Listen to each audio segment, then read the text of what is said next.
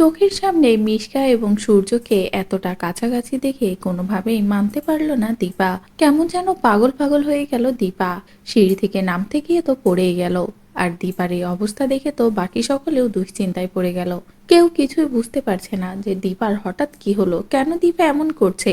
লাবণ্য সন্দেহ হলে লাবণ্য সূর্যের ঘরে যায়, কিন্তু সেখানে গিয়েও কিছুই বুঝতে পারে না। লাবণ্যও দুশ্চিন্তায় পড়ে যায় যে দীপা তাহলে কেন এমন করছে। কিন্তু দীপা যা দেখেছে সেটা কাউকে বোঝাতেও পারে না, বলতেও পারে না, শুধু নিজেই কষ্ট পেতে থাকে।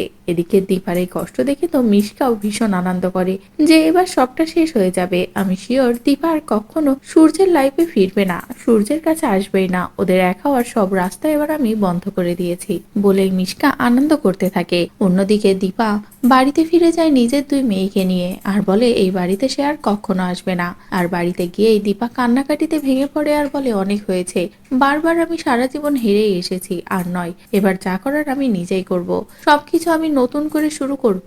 এমনকি দীপার এটাও মনে পড়ে যায় যে অর্জুন কি বলেছিল, সবকিছু নতুন করে শুরু করতে। কেন এমবিএটা কমপ্লিট করছে না দীপা।